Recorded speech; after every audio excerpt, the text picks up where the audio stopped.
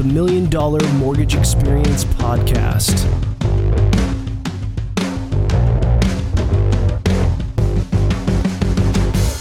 All right, welcome to this episode. Today we're with Courtney Costello. She is one of San Diego's top real estate agents, a member of the Oppenheim Group, and she was featured on the Netflix show Selling the OC. With an extensive background in leasing, interior design, high-end retail sales, Courtney's curated valuable skills that she uses in negotiations, marketing, and educating clients. Welcome to the show, Courtney. Thank you. Beautiful intro. I truly appreciate that. Yeah, I'm glad to have you here, and tell us a little about what you're doing in San Diego. I'm excited to be here, so thank you for having me.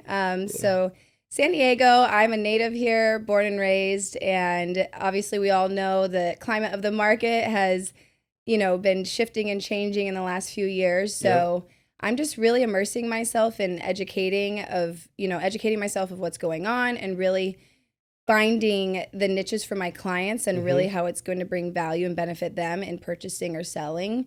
Because I really do feel right now there's a different direction we have to take as real estate agents with really guiding our clients in their certain circumstances, just because there's so many moving parts right now, as being in the lending business. Yeah. I'm sure you've seen a lot of big changes. Big changes, yes. And people still want to live in San Diego. Of course. People are probably moving here still from wherever, right? Yeah, they are. Where are they coming from? People are coming. Well, this is what's interesting. A lot of clients have left and come back. Oh, really? Yes. Like out of Texas and came back? Texas or Arizona or even Hawaii. Obviously, Maui, we know what happened with that. Yeah. So I've seen a lot of clients that moved out that want to come back. Interesting. For different reasons, because really there's so much opportunity in San Diego and people were leaving for saving, pennies in taxes and then really losing out on opportunities in work or whatever it may be. Or the weather's so bad. Or the weather. Like, it was worth paying that extra money for this That nice is weather. True.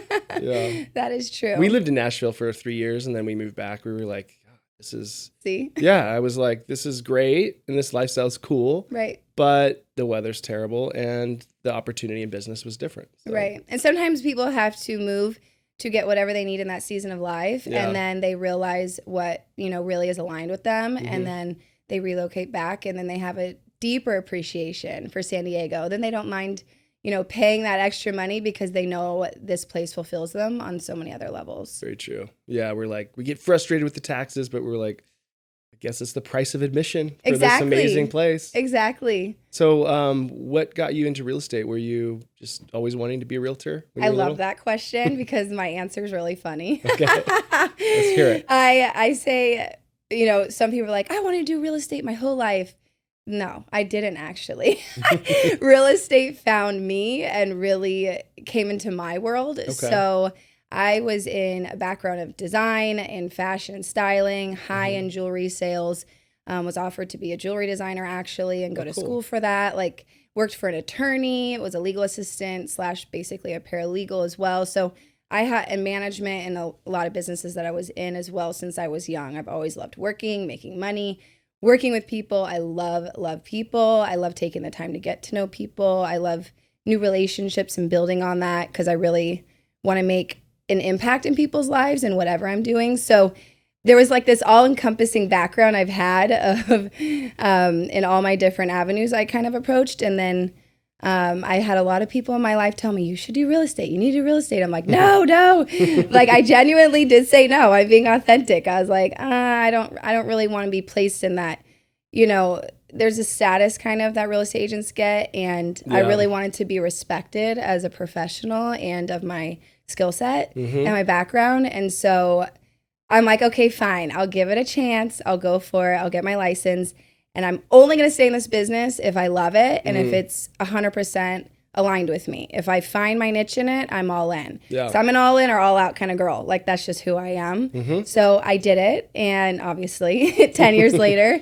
And I really found where I could be Courtney in it and lead with heart and lead with authenticity and education. A lot of people, I feel like in this business, don't take the education part really seriously. And what I mean by that is, as a real estate agent, I really do feel like it's our responsibility to know our contracts, know the lenders we're referring. Right. Why are we referring this lender? What is the importance of choosing an amazing lender? I can do an entire podcast on that, genuinely, because of all my experiences with lenders. It's a big deal, yeah. Bad lender will completely screw up the whole... Bad lender or bad agent. Yeah. It's like the client, one, deserves two professionals by their side to create a successful transaction and experience. But if one drops the ball and one's amazing, the whole thing can fall apart. Absolutely. So I really found my niche in real estate, and I really found where I can bring all of my skill sets and all the things I love and bring it all in one. And most of all, I just really love doing something really big for people in their life that's really important. Yeah. Which is what? The biggest purchase typically is buying a home. It changes the trajectory of their whole life. Yeah. It does. Exactly. It could set them up for success later on to sell, take the equity, buy more property, or retire and build on their portfolio. So I really found where I can, plug in what matters to me, and that's making a positive impact on people's lives. That's cool. So have you always worked for Oppenheim, or is that something new? No, that's actually, they're new out here. Okay. So the Oppenheim Group came out here in San Diego in March of this year, 2023. But I was with Pacific Sotheby's for almost 9 years. Okay. Yeah. Yeah, I know a few agents over there. Yeah. I love that company. I have nothing but good things to say. Yeah. They're still family to me, and I still connect with all of them all the time. And I knew I wasn't going to leave Sotheby's unless it was a totally different type of opportunity and a totally different kind of journey and avenue in real estate, because, to leave Sotheby's for like Coldwell or Berkshire, it's like, too similar in my opinion. And really, I had no heart to do that. I just wanted to stay at Sotheby's until something felt really different and can take me to the next level of, where I'm at in my life and in real estate. So it's cool. Jason Oppenheim FaceTimed me out of nowhere. I was not expecting it. Yeah. So is it, what's different about it from like a perspective of an agency? Like, is it just yeah, that's a good I've never heard question. of Oppenheim Group. Okay, I've heard of the movie Oppenheimer. Okay, exactly. People do mix that up. They're like Oppenheimer. I'm like, no, Oppenheim. Hold the R. So basically, everyone who does watch the show Selling Sunset, so Oppenheim Group was built before Selling Sunset, and they were approached in Hollywood to do a show. So Selling Sunset was the first show they did, which there's a lot of fans out there. So if you know the show, you definitely know the Oppenheim Group. If you don't know the show. I should know this if I was watching the show. Yes, you should have done your homework and watched every season. I've stopped watching TV in the last 6 months. And and it's been out for a while, right? Yeah, it's been out for a while. And no, we have so much going on, right? Kids, family, way more important things than watching TV. But Selling Sunset is the first show, and then Selling the OC is the second one, because they opened up an additional office in Newport. Cool. So, and then they opened up another office in Cabo, and then now they open one in San Diego. Oh, Cabo. Mexico's so amazing. Yeah, it's beautiful. So you guys are selling stuff in Cabo? Yes. Like Chileno Bay, maybe? I'm not positive. Most likely. And I believe Jason said on season 2, we have $1 billion listing out there. So I did see that, which is crazy. Clip. Yeah, that's crazy. What comes with that? Jason's like amazing. Brand new Aston Martins and a jet, or for Honey, $1 billion? It's all negotiable. It's at that level, everything's negotiable. $1 billion listing in Mexico, in Cabo. Yeah. Real estate's fun. It's so fun. I love it. If people a predictable job and more of an accountant brain, which not at all, then this business they would hate, completely hate and run for the hills. It's a lot of problem solving. It's a lot of problem solving. It's a lot of unexpected things and always changing, as you know. Yeah. You might plan your day this way and it goes 10 different ways, and I kind of thrive in that environment. It's just cool. How I work. I thrive in that and I love it. Yeah. So thank God, because if not, I would have moved on to something else. Because I feel like the more authentic an agent is, a lender is, people can feel if you really love what you do and if you are just saying it, right? Or if you're really oozing that energy. So it's amazing when you find someone that's very into what they're doing, because it's refreshing. It's refreshing. Yeah. It's inspiring. You can't help but smile. Whatever it is, it could be something you would have no interest in. But if you see them so happy doing it, you're just like, I feel your energy right now and I love it. And energy is transferable. You can take energy, give energy, or create more. like Yeah. together. You know, it's cool. You really can. Yeah. That's why I always say, I'm like, everyone find your peace and your alignment, because if everyone, obviously that would be a dream, if everyone on the planet was really following that inner compass, then the world would feel differently and people would, you know, have different interactions with the public, and you wouldn't get so many angry people everywhere. There's some angry people, especially on the freeway.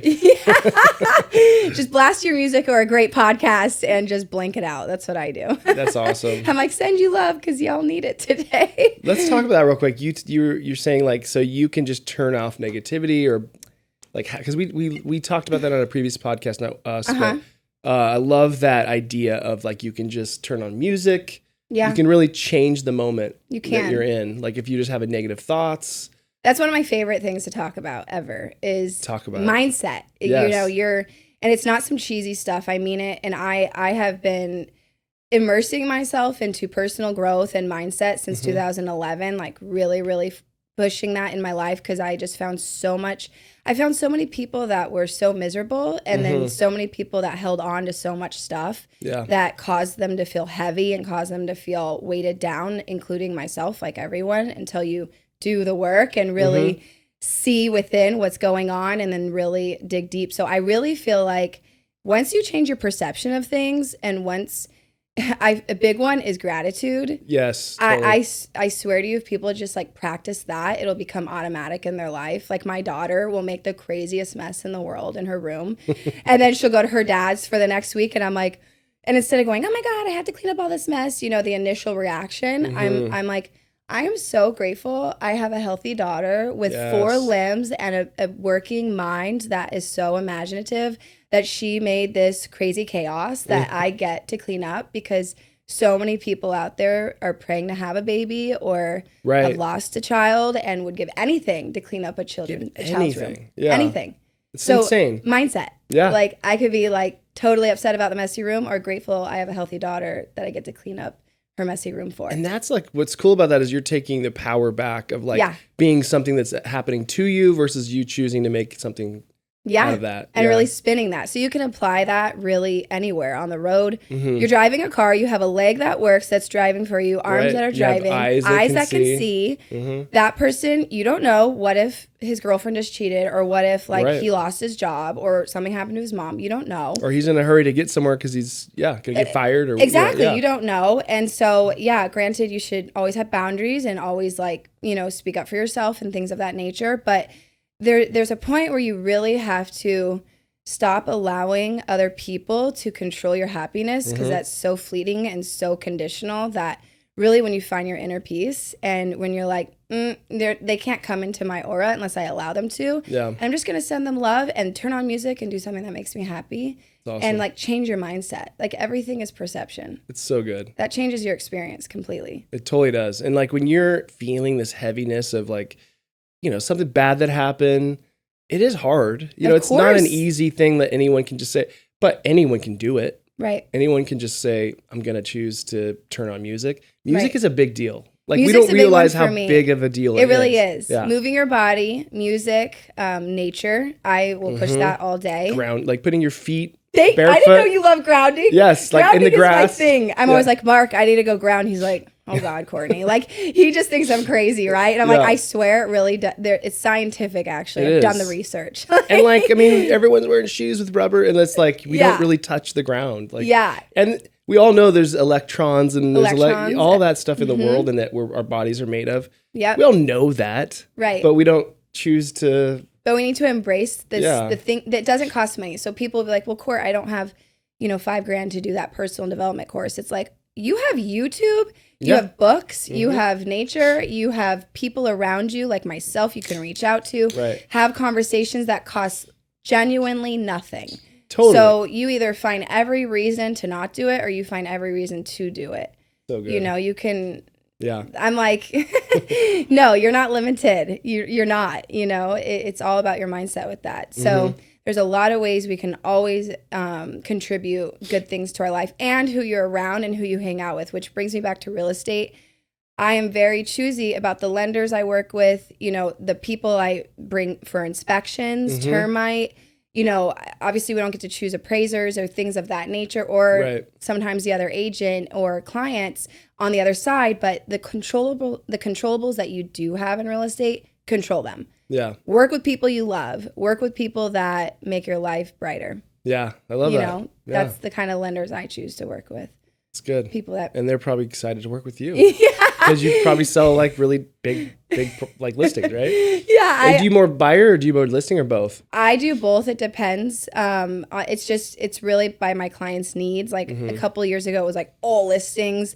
Year prior, it was half buyers. I always look at where that is at the end of the year. But I would say, obviously, more in the beginning of my business was more buyers. And I really applied myself to learn everything that I could, assisted high-end agents. If there's any new agents out there trying to get in the business, do yourself and everyone else a favor. Don't just say you're an agent. The moment you get your license, you can say that, but go work for someone. Go learn that way and really educate yourself, because it is such a serious transaction that you don't want to mess that up for anyone. There's so much value in letting someone like pour into you, right? Their knowledge, all their wisdom that they've learned over the years. I mean, I was sitting there talking to my nephew yesterday, and he was talking about kind of starting his own business and all this stuff. And he's young. He's really young. He's like 18.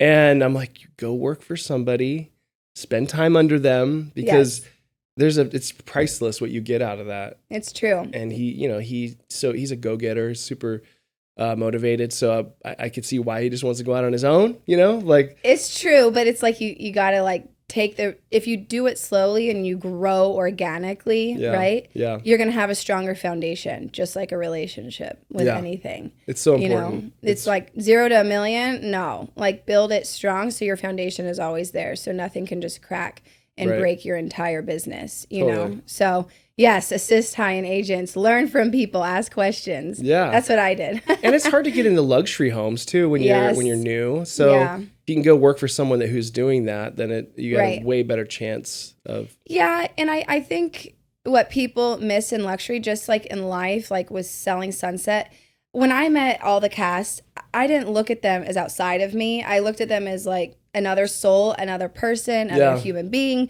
that goes through the same life stuff that we all go through. Totally. They're just put in a different situation at that time in that season in their life, which is so amazing and so remarkable. But just treat the high-end clients, every client is a high-end client in my eyes. Same, like, they deserve it, I'm not going to treat you different because you're only buying a $200,000 house. Like everyone started somewhere, right? Totally. So everyone deserves the same luxurious experience, in my opinion. And you never know who their parents are, who they're going to refer to you, and how you treat someone is, I believe, how you treat everyone. And you should not alter your respect for people based off of luxury their status or their life. status. Yeah. I think that's insane. Like, it's not fair. I think people so easy to do that. Like people see someone who's famous or they're, this status, they get out of a Bugatti or something, and you're like, oh, nervous about around them, and strip that away from them, and who are they? Yeah. I always say, who are you? Like, value what's on the inside, value how you treat people, value that in the people that you worship and that you look up to, because if you strip the looks, if you strip the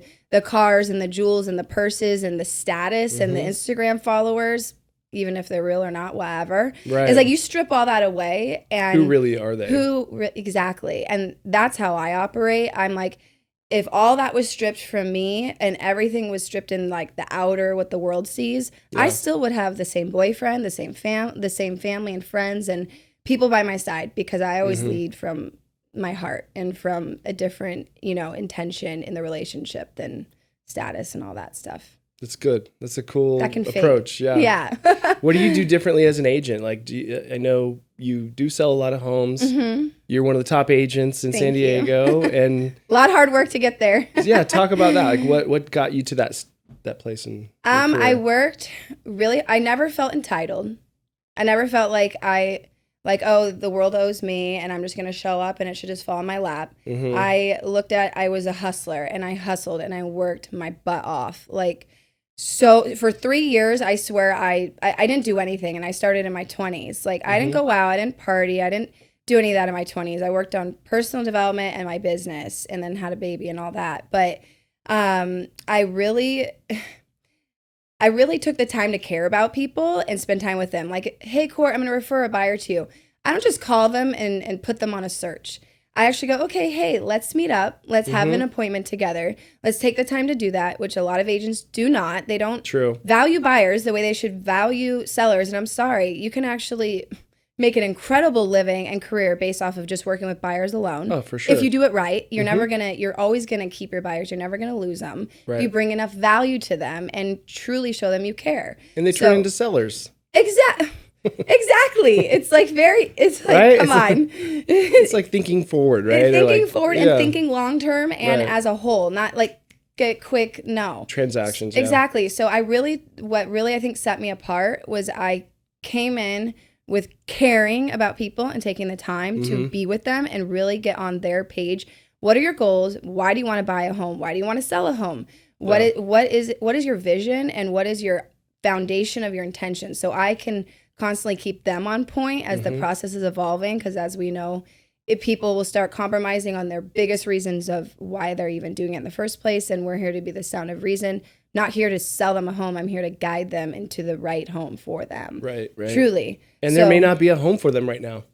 Or that. And you're not just chasing the transaction. You're chasing like what's best for them. And then, Yep.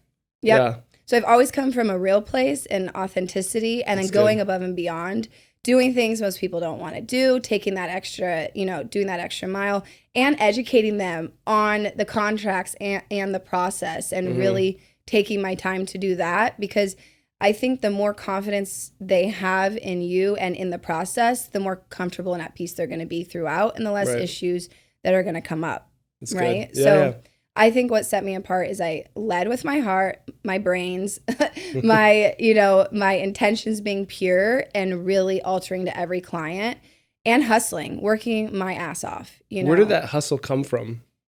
My parents can tell you, since I was a little girl, it's just like, I'm one of those people, it's just in me. I just have this drive and this inner like fire that I want to do something great while I'm on this planet, and I have to, or else why am I here?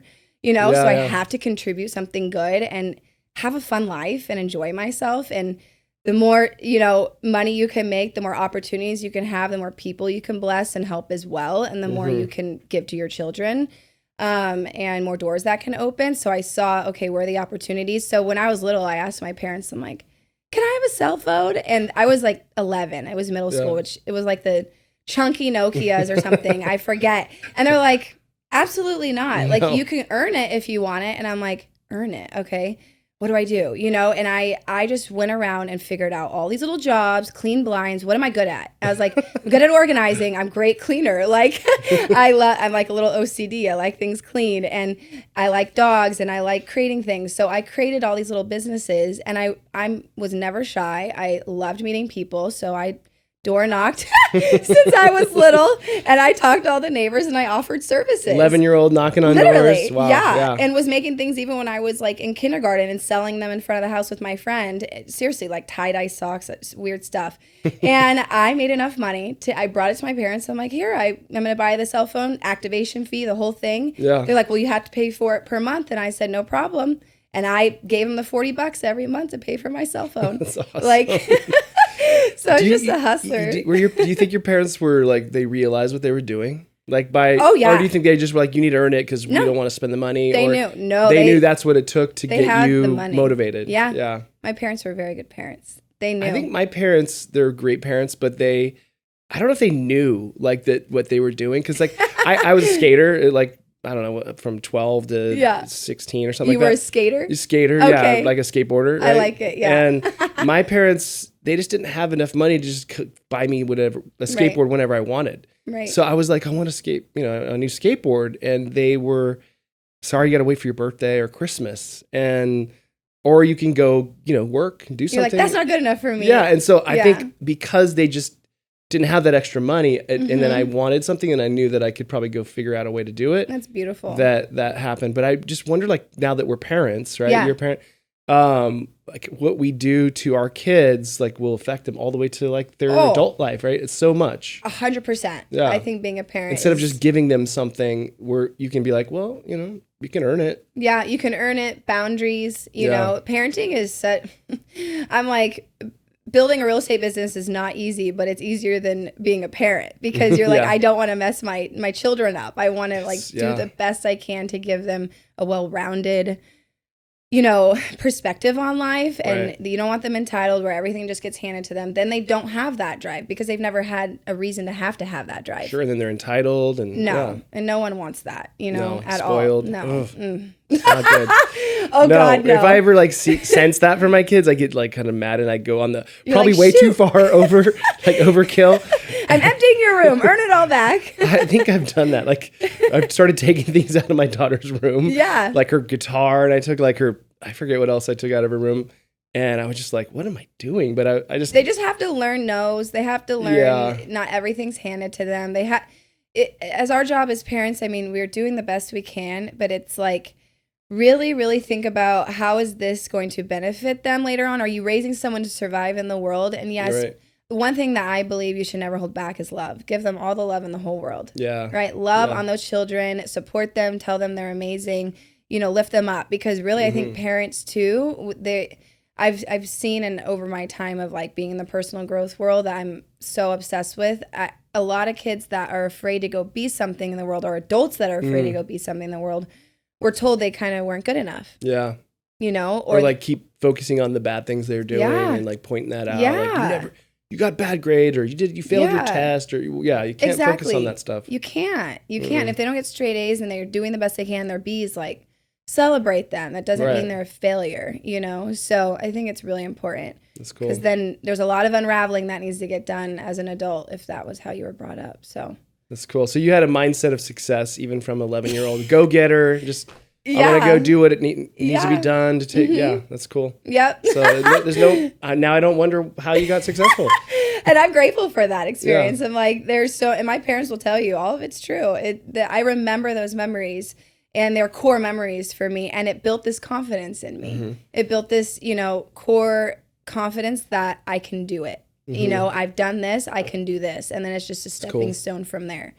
So what about the people who are less fortunate that didn't have parents like that, or that just did get beat up kind of over, verbally over their life?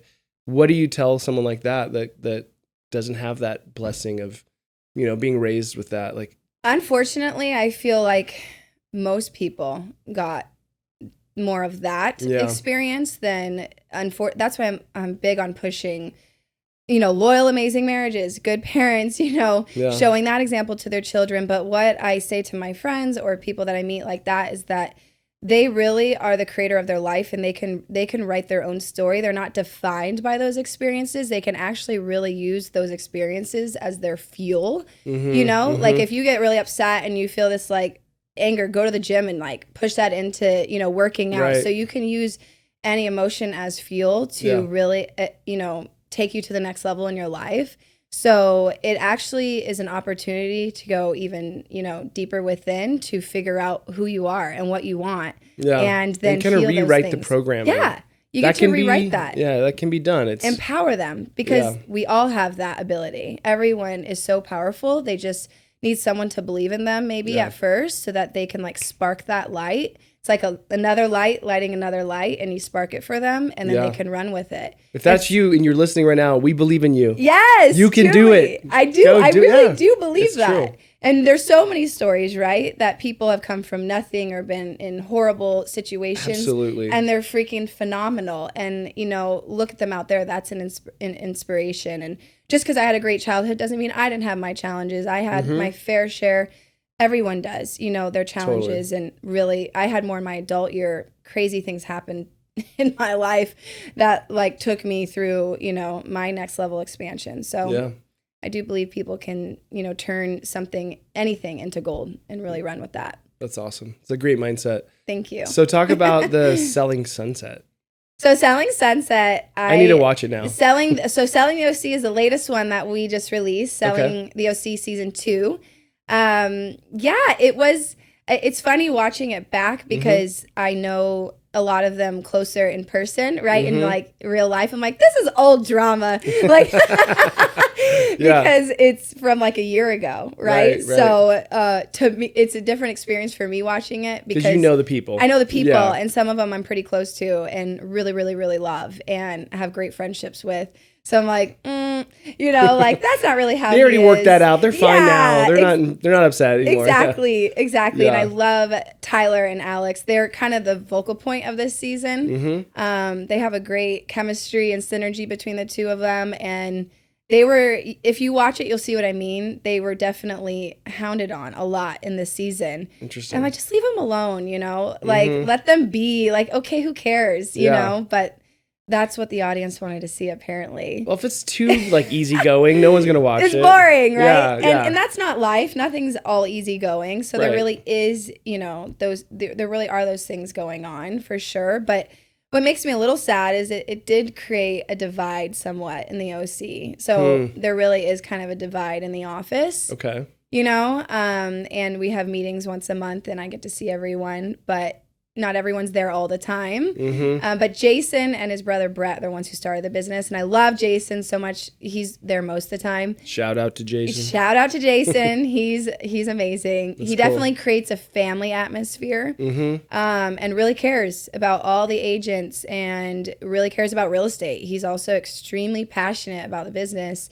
And he used to be an attorney. Okay. So his background was being an attorney, and he was bored and done with that and wanted to do something more exhilarating that he gets to be with people he loves. So he only hires people he actually wants to be friends with as well. That's good. You know, so he's created because you spend so much time with people you hire. Yes. So especially like in a team, like a real estate team. Yeah. So have you been to our office yet in San Diego? No, have not. You got to check it out. All right. It's beautiful. We have like a pool table. We have a bar. We don't work. I'm just kidding. When are the cameras there? So we had cameras there for our grand opening. Okay. Which will be on season 3, 100%. Cool. So our grand opening had cameras everywhere, inside, outside. And we Can have you sponsor your tequila bar? I'll bring all our tequilas. Yes, we can actually talk about that. Yeah. At our Brokers Open, sometimes those get filmed, and then also at our office. So let me know. I'll bring a bunch of tequila. And okay. I won't drink it, but I'll educate people about like how it's made and how it's the most healthy is it liquor. like an organic type of and it's just it's just a great made. No hangovers. You can drink no as much hangovers. as you want. Zero. You can drink the whole bottle and you're fine. You don't dance on tables with this one, right? No, this is the mellow version. Exactly. Okay, sold. Yeah, I mean, within moderation. Right? Yeah, everything in moderation. Absolutely. So you're on this season 3. Yes. And do they like real, not a cast member? I'm just background. Real buyers, like real buyers, right? Real. Or is it, so are mostly those casted? You'll see some of the some buyers looking at homes, but the listings, they're real listings. As a little bit of a gray area kind of answer, because some of the listings are other agents' listings in the office. And some are their listings, some are, the whole thing. So it's Hollywood. It's show business. Hollywood, baby. Yeah, so can't know all of our secrets. Right. But I mean, I imagine there's like, a lender and there's issues, there's problems like the rate lock didn't go, stuff like that, right? Like what? They don't show a ton of that. Anything interesting? Any juice you can share? They don't, even Jason said, because obviously the real estate transactions are they're legal and, they're private, and we work with a lot of, celebrity clients and things of that caliber, that we have to be very, very, very careful of the nitty gritty parts of the transactions, because there's so much legalities involved and it's Hollywood. And so they don't really focus on that in the show because we can't. More about the people, it's more about agents, the cast members, agents. Sometimes you'll pop in, a client in there, but mostly it's about the agent's drama, which is plenty to showcase. But no, we keep our clients private. I wonder if if they have to kind of create some drama. I imagine they do. I've been on a reality show one time, like one episode. It was a music one, and I saw them create drama, and I was like, I could see how they need to bring some drama into it. Yeah. But I'm wondering if some of the cast members, you don't have to say who, but are they different off camera, and are they more intense or more animated on camera than they would normally be in real life? I would say so. Yeah. I think that's one thing I wanted to point on. You asked about my experience of, filming, right? Yeah. With Netflix. So we all sign NDAs, do COVID tests, the whole deal, right? Take pictures. Still COVID tests. Not every time. The last few times they didn't, but in the beginning a little bit Yeah. more when I started with them. So I hate COVID tests. Yeah, sure, just stick it up my nose, no problem. Now I'm gonna go Not fun. be on camera. Yeah. My eyes are watering, but I'm fine. Yeah. But basically, once all the cameras are on and lights are everywhere, I'd say a lot of people, some people are very comfortable in it, and some Yeah. people, are They not. look at the camera and they stare at it. They're like, Yeah, it's a little bit more, and that's understandable. Some people are very comfortable with that stuff. Some people are not. They're not trying to be someone they're not. Some people are. It just really depends on the person and the scenario. And I think I'm not a cast member, so I don't know yet. And if we do a show in San Diego, then I'll have a lot more to touch on. But which Jason said it's up in the air of a Selling San Diego show.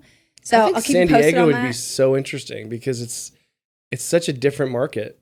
It's such a different market and a different vibe. It's a totally different vibe, right? It's very it's more laid eclectic. back. More laid back for sure. I'd say the Oppenheim Group definitely found more of the Oppenheim agents in San Diego, like the select few, like, oh, okay, there they are. But it is more laid back. And I think the girls in San Diego do get along really well. And I don't want that to change. Like, everyone's really cool with everyone. And we have a great synergy going in the office. So I wonder if we did start our show, if that would change. If it would change, I would change personally. Well, I mean, you got to know people have egos, right? And 100%. so they're going to be like, oh, you got more screen time than I did. And your followers are now more than me. And then there's jealousy, right? Like, it's just going to create drama for sure. It creates drama. So I think the cameras create the drama and automatically. And then also the Netflix cast, like they'll be like, okay, go over there and talk about this, or hey, can you touch more on this drama? Like when we were at a Brokers Open, oh my God, it was crazy. Gio and I, Gio's my good friend, adore him, and his wife, they just had a new baby, so shout out to them. Shout out. Yes, Gio and his Come on the wife, podcast, Tiffany. Gio. Oh, he'd be awesome. I would love to have him. I'll get him down here. He'll be awesome. I'm gonna hold you to it. Okay, he's great. So when they tell you to kind of touch more on the subject, talk about this. So that's what helps perpetuate the whole scene, I guess, and keeps that drama going. But Gio explained to me that they really chop the scenes. Like we could be talking and then they make it look like I'm talking to Ryan or something and I wasn't talking, and they create this something that totally wasn't even there, which it was at Ryan or something. So they know how to chop it up a little bit, but it is real and it is not scripted. That's good. I know because I asked my friends and it's not. Yeah. So it's not scripted, but people do change, I think, once Hollywood's involved. Totally. I personally know I definitely would not, because my character is so grounded in who I am that I wouldn't allow anything to take me off that. You don't need to put on something different than you are. Yeah. Right? Thank you. Yeah, no one does. No one does. But I think people get insecure and just in life, and so they have to try to create something. Yeah. No, just be true to yourself. Be yourself. Just that's what we all want to see. Just be who you are. Kind of like you do on your podcast. Yeah. Yeah. You just started a podcast, right? Selling San Diego? Selling San Diego. Tell us about it. Okay, so what I love about my podcast is that, like I was telling you in the beginning of this podcast, it really is an all-encompassing, kind of picture of myself, meaning I do talk about, obviously, real estate. Yep. And touch on the current market trends, or, I'm interviewing someone like Gio or Bronwyn or whoever I'm with on the podcast. So I'm talking about real estate, but then I also touch on San Diego, because I have so many clients that relocate that part of the reason they also choose me as an agent is because I'm a native here and I do genuinely know all of San Diego. I can guide people in the right community, right kind of lifestyle, what are they looking for? What kind of stage of life are they in? So on my podcast, I talk a lot about restaurants and date nights with Mark. He takes me on a date night every week and we explore the town. Mark, you romantic. Oh yeah, that's his commitment. One date night a week. I'm like, honey, I need to talk about something on my podcast. Don't forget. Nice. So we go out and try all the different places. With his red shoes on? Yeah, with his red shoes. We actually got those in, I think, Beverly Hills. I was like, you got to have those. Yeah. His silly red shoes. But we do go up to LA a lot too. That's for cool. His haircuts, his bougie haircuts. He does have good hair. He does have great hair. It's gotten bigger, I think, since has gotten bigger. I'm like, babe, keep the hair. It's what sold me. I'm just kidding.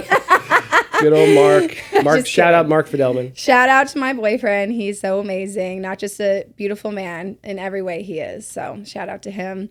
Nice. But yeah, so my podcast talks about great restaurants, shopping. So people don't know where to go shopping at, where do you find all your clothes? I'm like, here's all the boutiques. Here's where I shop. So I talk about shopping, places to work out.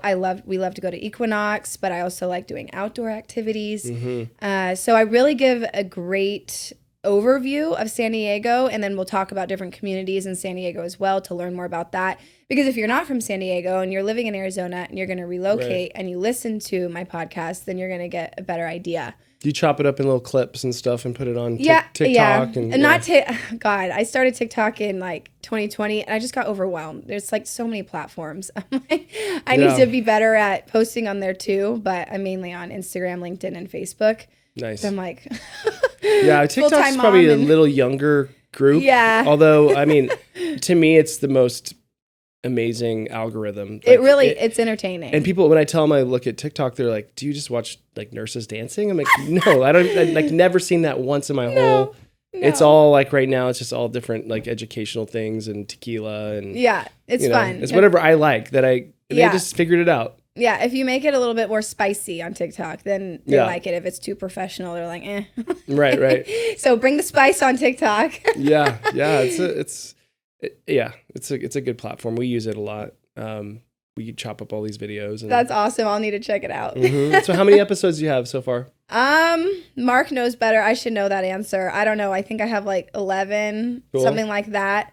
So I have a lot of lined up interviews, a lot of good things coming around the corner. I'm excited to do. Would probably love to have you on my podcast. I'll be on it. I know I would love to have you. Yeah. Okay. So let's make that happen. Be cool. Talk about loans, mortgages, rates, interest rates being so high. Yeah. And lenders, you had mentioned a question about lenders and like why. Yeah. Right? Like what makes me choose a lender or refer to a lender? So I always educate my buyers around and agents and lenders. I tell them this is how you can stand out. Yeah. Be someone that is available. Because if I'm writing an offer on a weekend and it's Saturday at 4, yes, I know you're probably drinking tequila, having fun. That's fine and all. Just can you get me an updated pre-approval letter, for my offer? And also being proactive with being, that lender that reaches out to the listing agent. Hey, how do we stand out? Show the proactive, effort to speak about the client and speak into why they're a strong buyer. Being just not cheesy, being super real and honest and open and transparent and educational with the clients that need a little bit more of the hand holding, because it's the loan, it's the money, it's them showing everything. Right. They're lifting up. It's the hardest part, I think. It really is. And it could be more emotionally hard for the real estate agent, I think, and just keeping everything going and being the coach, being the person that's keeping it all on track. But like the when something happens in a loan, it's devastating. It's devastating. Yeah. And then they have to move to another lender, or they have to do, or there's delays, and then it messes everyone's life up. Yeah. And being honest about what I say, like when I'm in, and I always tell my clients this, if you're not going to work with one of my preferred lenders that I've worked with, like actually have experience with, then I need to interview them. So I take it that seriously. I don't just flop together a pre-approval with them and submit it. I talk to them. I create a relationship. I actually take my time to ask them the questions that I need to know in order to do my job fully and to go into that offer 100% strong, but real. If you can't do a 15-day loan, don't tell me you can do a 15-day loan. Just tell me what you can do, and then that's what I'm going to submit, because I submit honest offers, because honesty always comes, the truth comes out no matter what. Absolutely. So don't just try to win, an offer by doing something that's dishonest. So I always tell the lender, tell me exactly what you can offer and do, and that's what we'll submit. Yeah. So being honest, and it's okay. It's just like simple, like a simple request. Can you be honest? Come on. It's a simple golden rule, y'all. Yeah, exactly. So you were saying you work with some lenders. How does a lender approach you, a broker, like to try to work with you? Have you had that happen where you're just like, this is so annoying. Like I already have my people. One thing that I don't want to sound okay. Being a busy person and running a successful real estate business and then being a mom and a partner and all these things, right, in your life, you don't have time to waste, right? Like I hate wasting time. I just really do. And every moment is important, right? So one of my pet peeves, I guess, is if just out of nowhere a lender hits me up and goes, can we go to lunch? But doesn't say any reason why. Like, I want to know why. Like, let's go to lunch. But I'm like, okay, cool. But let's just go to lunch. I'm like, what's the intention of the meeting? You know, just like some buyers that say they're going to buy from you, but really when I was single, they were trying to date you. It's like, don't tell me you want to buy a home because you just want to be with me or go have coffee hang out with me. Like, that's actually worse. That's wasting your time. You know, so I don't mean to go on a tangent on that. But anyway, I like to. That's going to happen, right? If you're, especially with, you're putting yourself out there on Instagram and stuff, you know, it's like, guys are going to see that and then they're going to look for their cheesy angle to try to, you know, get it doesn't on a work date. on me. I interview before I even go on a lunch. Like, what is it you want? What are your intentions of the meeting? So I think for lenders, just be really intentional and honest. Like, hey, Court, I want to take you out to lunch because I want to discuss, you know, what I offer and I want to work with you. I want your business. Yeah, be direct. I like direct. I like real. Yeah. So lenders who, and it comes from confidence or insecurity, right, on their approach. And bless their heart, I'm so sweet and nice about it. Like, okay, well, what is the intention of the meeting? I just want to take you to lunch. I'm like, but because you want my business? Like, I just tell me, reason? Like, you get what you ask for in life. Like, just ask for what you want, you know, and then I think people need to be better at that, right? Yes. Because it's, I don't know what it is, but I think there is an element of, you can get in trouble for like being super honest, or you can get shot down for being super honest. That's what it is. And so it's very like people are just, they figure out this slippery way to get something. And it's like, why? Like, it's because no one wants to be rejected. Yeah. Everyone on the planet hates rejection, period. And it started with, can I have another cookie, Mom? You know, and then no. Or I don't like you, I like her, like, or whatever, right? Right. So no one wants to be rejected. It's like ingrained in our DNA almost, I don't want to be rejected. No one wants to be rejected. But I think part of life is rejection, is no's, is, you know, those things. But then it's like, it becomes easier, you know, as you realize honesty is everything and you're going to waste less time and you're actually going to get more of what you want and less rejections. Yeah. Because you're going in with laying down the foundation of what your goal is. That's good. Right? Yeah. So with lenders, just be honest of what you want with the real estate agent. Don't just and I get these texts from lenders. I think it's so good to talk on both sides so we can learn. Yeah. From lenders, like I'll get these random texts of, hey, here's what. And I don't even know this person. I'm just on like a text thing or whatever of what they offer or what. I don't really read them because it's not really personal. I don't know. I get those a lot. So those don't really work on me. I don't know. Maybe because I get so many messages. I'm like DMs and Instagram and stuff like that, or I actually would. Maybe it's my generation. I don't know. But DMs through Instagram, I've had some people reach out. That's actually more personal, right? Yeah. So I think just making it more personal and being more intentional of why you're reaching out. Yeah. Straightforward. Yeah, versus like an email that says, "Hi, Courtney," your full name, and then I am a lender. I'm a lender, and this is what I specialize in: FHA, VA, USDA. All you know. Because you could genuinely just have gotten your license and send out this like to 1,000 people. Real estate agents can get their license and look luxurious the next day and be like, "I'm number one." You just wrote your number one, but did you earn your number one? No. Like the BS needs to stop. It's like just be real and start from the ground up. Like go. Shake hands with agents, go to their offices, like do the extra. Courtney, that's such hard work. Yeah, that is life. Like Where's the elevator to success? Hard. I want the elevator to success. To the top floor. Well, actually, the harder you work in the beginning and building those relationships, the more fun you get. The easier it will be later on. You know, people don't. I love when they say anymore. Choose your hard. Yeah, choose your hard. Yeah, exactly. Do you want it hard now or do you want it hard later? Because it's going to be hard, no matter what. Which one? And actually choose your hard now because then that's your foundation, right? Yeah. And a lot of people, I think, a lot of social media has taken away, a lot of people know, the interaction in person. Obviously, the younger generations are having a harder time with conversations in person because everything's on text and online and video, that we've lost that personal face-to-face, eye-to-eye, you know, being around someone, you know, live and in action. Yeah. So I think if you really want to stand out as a lender, go like shake more hands, go be in person. Don't be cheesy. Don't be any of that. No one likes that. Just go be a real person and say what you offer and be cool. Totally. Easier said than done, but yes, practice, right? Practice So being profound.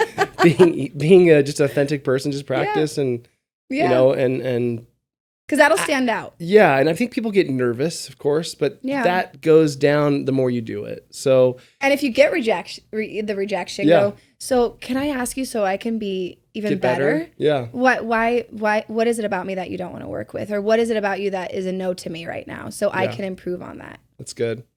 Right? Yeah. Ask it. Ask I know it. it's like y'all don't want to hear the answer, but do Mhm. y'all want to succeed? Are you, like Yeah. Yeah. the hard Absolutely. conversations are everything in relationships. That's what deepens the trust and the bond. Yeah. Same thing in business. So right now it's hard. There's less Yeah. listings. Yeah. There's less buyers. Maybe they're the same amount of buyers. I don't know. Probably less because there's just the interest rates are so high and that Right. people just can't really afford it as much. Where are you getting your leads or how are you meeting new clients? Like what are you doing to drum up business right now? And I would say it's funny because my boyfriend goes, interest rates. I bought my first house at 12%, Mhm. so Yeah. I think we've all been very spoiled with, especially in our pandemic, time 2.5. What is Free that? money. Yeah. Like free money, genuinely. So I think we've all been, everything's conditioning, right? And so I think everyone's been really conditioned to these low interest rates. A lot of people have bought their first house at 12, 11, 10%. So even at the interest rates where they are now, there's no crystal ball. We don't know where things are going or how long it'll take until Right. rates go back down. I'm not here to make any promises on that. No one can, with a genuine, I can tell you this, they're going to change. yeah, they're going to change. We don't know where Right. and when and how, but they're going to change 100%. So I have escrows going. I have clients viewing properties, writing offers with loans in high end. And I'd say things. So basically right now, this is such a long answer, but I'll try to do my best chopping it up.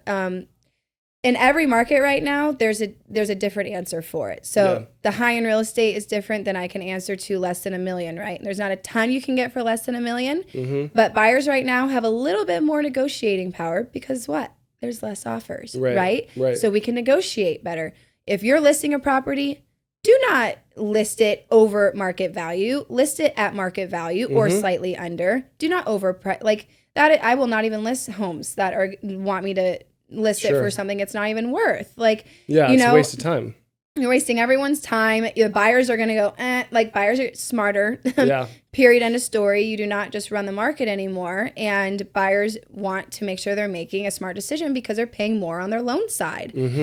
Or they're taking all their capital and investing it into this real estate, So basically I would say right now, my client, I've had a business for 10 years, so that I've built and kept those relationships going. So I have a ton of referrals always, all from lenders, from lenders, from other referral agents, from around honestly the world, locally that refer to me clients, because of those relationships, and then past clients refer people because they're experienced with me. So I get a lot of business through that. Yeah. And then also through my podcast, through social media.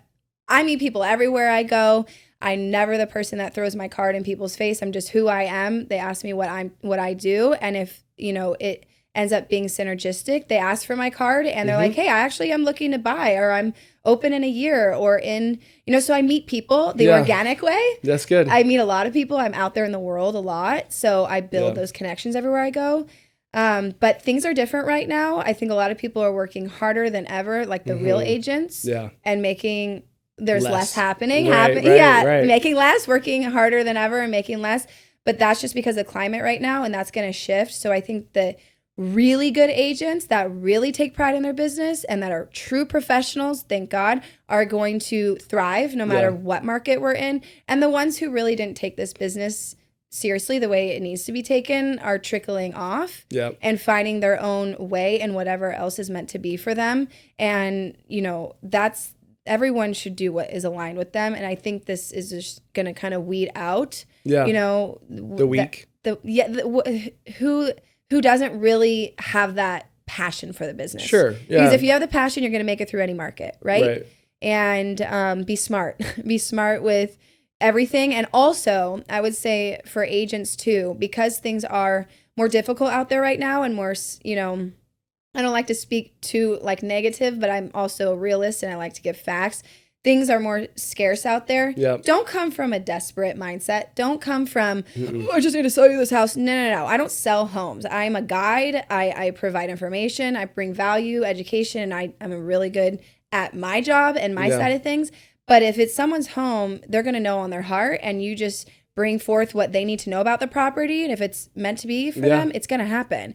Right. So don't come in with this desperate. I need the commission. It's horrible. Oh, like it's smelly. You could feel it on people. It's not my vibe. I've never been that way. I don't count commissions. I don't even look at that. I'm like, if I'm bringing them to where they're meant to be and everything works out, the money will follow. Yeah. The money will follow. So, and I've experienced this even on, oh my gosh, one of my clients who's looking for a high-end rental listing. Like the agent I was dealing with on the other end was so desperate to make the rental sale, which is like, I'm sorry, like I'm basically doing it for free. I'm like, the way he came at it was so, I actually had to say, I would, appreciate professionalism in this, because basically my client accidentally called him through Zillow first, but never showed the property, never even was the procuring cause, nothing of that nature. I was like, hey, I'm just popping in. My client accidentally called you. I'm here to schedule a showing. Would not let me schedule a showing. Was like, this is my client. I'm taking him. He's mine. I'm like, wow. If you need this residential rental listing that bad, I'm like, it's all you, my friend. I was like, just to give you some advice in the future, please approach people with more kindness and professionalism. You don't need to come off like that. Well, you burn a bridge that way. You burn, and this industry is small. It's small. It is very small. Less than 1%. I'm surprised we haven't met yet, just because it's so weird. Small. Yeah. So weird. Especially because I know Mark. Yeah. So interesting. I've probably seen your posts with Mark because I follow Mark. So because you cross the same agents, and that's one thing I always tell people is choose an agent, choose a lender that people like and that are good humans to other people, because if they have 5 offers in front of them and they're all apples to apples and your agent isn't the greatest energy to deal with, they're not going to choose you because your agent is not enjoyable to work with. Yep. So people just need to treat others like a team effort in this business and be respectful to the other people working in this industry and be professional. So you're giving out us great advice. This is good. Thank you. This is awesome. Just speaking from experience. No, what about self-employed borrowers and buyers? Like, does that? So you do those loans, right? Yes, we do that. Okay, which is totally beautiful because one of the escrows I'm in on right now is it's a non-QM. Yeah, non-QM. There we go. So that's his loan, and this is the first time I've seen it. Okay. So we're in an escrow right now with that. Good. And I hope the lender's doing a good job. So far, yes. We'll know next week. Non-QM is great. I mean, it sounds so negative. Non-qualified mortgage. Yeah. Right? Can you tell us more about that? I want to hear. Yeah. I mean, the short end of it is it's for self-employed borrowers mostly because we use bank statements to qualify. Okay. So instead of tax returns, pay stubs, W-2s, we're just looking at what kind of deposits are going into either their personal account or their business account. The real money. Yeah. Yes. And we get to see everything. So it's like these people are, we see what they're spending their money on, how much they have left over. Okay. And, because anyone can make a pay stub and then spend it all on whatever, and you don't see that. That's true. They could be giving it half of it to like some, overseas or. This is true. You don't know, right? So, we think they're really good performing loans. Okay. And self-employed people are, they're hardworking, they're industrious. Very hardworking. They know how to solve problems. They do it every day long. And so like their loan, they're going to figure out a way to pay it. So they're really good performing loans. Okay. And Wall Street likes them. So, awesome. it's and we go up to $6 million on our rate sheet in a loan amount. So we focus on those big loans because it's just the side of the industry that we decided to do. So you can go up to 6. Now, is this a newer thing? We used to go up to 15 million. But the market shifted for us too. And so now on our rate sheet, we go to 6, but we just funded like a $7.5 million loan, $8 million loan. And perfect. And so, a lot of those people are self-employed because, sometimes to get to that kind of level, you either have to work for yourself or it's true. And it's not easy, but you have ups and downs. And so they have issues, sometimes they have issues on their credit, but because you might make $100,000 one month and nothing the next. It's like all over the place. Right. Yeah. Right. So it's fun. That's awesome. Yeah, I'm excited. It's so funny when you mentioned that. I'm like, actually, I just love how everything is always divinely in its perfect order. Yeah. It's crazy how the world works. It is. Yeah, absolutely. So that's cool. You're working with some self-employed buyers. Yeah. And then do you think it's a good time to, I mean, it's always, so people say it's always a good time to sell, always a good time to buy. So depending on your situation, right? Yeah. But like in the market, like people ask, is it a good time to sell in the market or a good time to buy in the market or both? But I say it really depends. It depends on where their property is at. Like if someone, it's your family home, you got locked in, and there's, by the way, 62% of the home loans out there are in the small interest rates. Yeah. Yeah, because they refinanced or bought during that time. They don't want to give it up. Right. So 62% of the homeowners out there have low interest rates on their homes. Right. Now, obviously, we have very low inventory. So if it's their family home, they have a low interest rate. They have no need to move, and it's right. Why would they move? Why would they sell? I'm like, stay in your property. I'm that agent that's like, hey, that's a great, situation. Stay where you are. Or rent it, buy something else. Or rent it and buy something else if you see a deal come on the market. Or I personally think we're going to see more investor homes coming on the market. More homes that investors bought, I think, are going to be probably lot more. The Airbnb ones, because less people are going out. And, I agree. Right? Like less people are taking vacations. The recession's real. The recession is real, and a lot of investors bought at the low interest rates all these properties, and if they can't rent them out and they can't afford all those mortgages, they have to sell them. They have to sell. Right? And they have equity. A lot of people have equity, so they can sell. Exactly. And so that's not going to be distressed, but there might be some discounts, but not deep, I think. Yeah, I mean, in different markets, right? Different markets. So I do, that's kind of what my projection is. I do think we're going to see more investors selling more properties that bought at low interest rates and can't hold all those, because also the recession is real, like you said. Price of goods, gas, all that is crazy. So what are people going to do? They're not going to not feed their children. They're going to go move in with their parents. They're going to go let go of that rental or right? Yeah. So that's where things are going to shift, I think, over the next year. I have clients that we've gotten great properties at great deals under, the appraised value that they're purchasing at. So they're walking into equity. I love negotiating on the behalf of my clients and getting the best deal I can get for them, based off of my education of the comps and really going in there with a strong presentation and justification for that price. So I'd say if buyers are buying smart, right? I don't believe buyers should be paying over appraised values. Please do not do that. I won't even let clients do that. Yeah. It's my conscious no. Like I will tell them, not smart. Don't do that. Unless it is their grandpa's home, they want to die in and have forever, and no matter, I don't care, I'll pay whatever, then okay. Again, scenarios. It depends on the scenario. But I always guide my clients honestly of the situation. So if people want to sell, right? If people genuinely need to sell, people are selling, right? If people aren't at those lower interest rates and don't really need the house and prices are still high, sell your house, maximize the equity of where it is right now. Although San Diego keeps rising, but we have no idea where things are going to go. They can soften a little, they can stand still, who knows? But if we get a surge of a lot of homes on the market, automatically. Where does that come from? Do you think the investors? I think investors. I think that's where it's going to come from. I think a lot of the homes are also owned by institutions too. And so exactly. It's like, are they going to sell, or do they just rent them out like long-term rentals? Yeah, and commercial real estate, all that is changing. Commercial real estate's tough because they don't have a lot of the same 30-year fixed loans. Exactly. Low rates. They have more arms, and so there is trouble in the commercial side. I see big trouble in the commercial side for sure. Yeah. Yeah, multifamily. Which will trickle down to residential. SFRs and because a lot of those people who are brokers and they're work in that industry are going to have some tougher times. Yeah.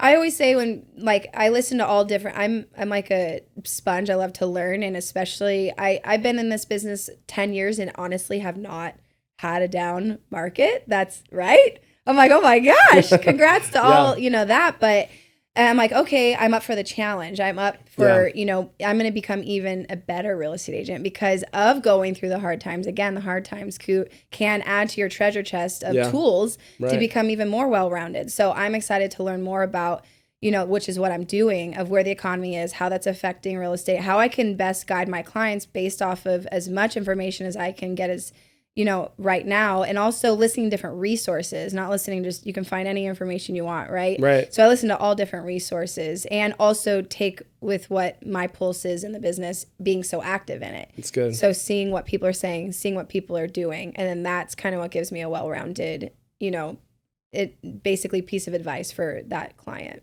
It's good. Yeah. One question I like to always ask my guests, and I think it's a surprise for you because I didn't prep you on this, but I'm a big believer in you always have failures in life that you learn from and teach you how to be a better person. You said you haven't had any real failures, I guess, because you've always had a good market. Yeah, it's not my fault. No, it's not your fault. But any failures you would like to share, like your favorite failure that like taught you a lesson? In real estate? In just life, anything. Could be real estate, could be life. Just something that you think kind of shaped you into to who you are.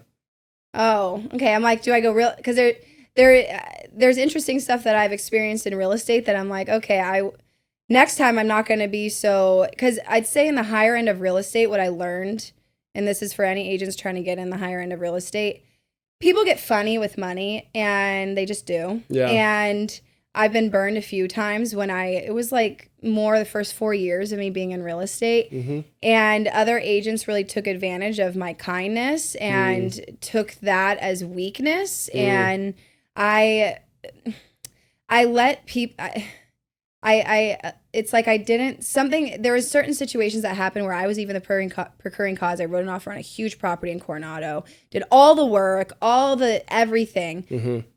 I didn't get a buyer's agreement, even though because I'm so trusting. I'm like, I trust my clients who treat me like family and all of that. And that's how I like to keep it. Right. I didn't get the buyer broker agreement, but it didn't matter because I was the one who wrote the offer on this property. But the listing agent went behind me and enticed them with money, took it off the market, this whole situation. It was really painful. It's for some reason will always be something I remember. And I could have gone after it legally. Attorney said that, all that. But for me personally, I didn't. It was like, you know what? I'm just going to let this whole thing go and use this as a learning experience. Yeah, that's good. Right? It's not that I don't trust my clients. It's that I know my value and what I offer, and that like if you go work with an attorney, are you going to not sign a retainer with them? No, you have to. Yeah. No, you have to. And they're never going to let you not do it. Right. Yeah. Exactly. So one of my failures in the beginning was, I think, not owning my value in what I'm bringing and my time and what I'm offering. And so there was like 2 situations that happened like that when I was beginning, because it's so sad how people can sleep at night doing that to really good people who were the procuring cause and wrote the offer. And then I had to find out through the tax records. This is crazy, So I had to learn the hard way a few times in this business that it's not that you don't trust people, but sign your documents, own. If you really own yourself as a professional, then why wouldn't you get something signed? Yeah. So, and there's a bunch of other things I can talk about in life that I've learned from, but that's in real estate related. Yeah, I think that's so important to have failures. Yeah, because that's how we learn. Yeah, they build you and make you into who you are. And some people look at it as like a negative, but like back to our original thing we were talking about is like you can say, I'm going to take this and make it a positive. Yeah. Exactly. You can always twist everything into being a silver lining. Yeah. Being grateful for that experience and thanking it for what it did and moving on even better and more wise. That's good. So how does someone find you? Like if they have a client they want to refer you or they want to try to work with you, So you can find me on Instagram at Courts Smiles, or you can find me through the Oppenheim website. It has all my information there. Cool. I'm sure you'll leave my information on this podcast, but call me, text me, email me, anything of that nature. I will get back to you for sure. That's cool. Yeah, and list their client's property, right? Yes. Any shout outs? We shouted out to Mark and a few other people. Anyone else you want to shout out to? I say shout out to my amazing parents. I love them so much, and I really wouldn't be who I am today without them. And all the friends in my life that have supported me through all my ups and downs and my challenges, and were my strength when I needed it. So shout out to all my family and friends. And your podcast, tell us how to find that. And Selling San Diego. So we are on the platform for, Google or Apple. Spotify. Yeah, exactly. It's on all of those platforms. So all right. Well, you can find me there. Be sure to check out her podcast. And thank you for listening to ours. And share, tell your friends about this podcast and forward it to friends. And we'll see you on the next podcast. Thanks for sharing. Thanks for coming. Thank you so much. Have a beautiful day. Yes. The $1 Million Mortgage Experience Podcast.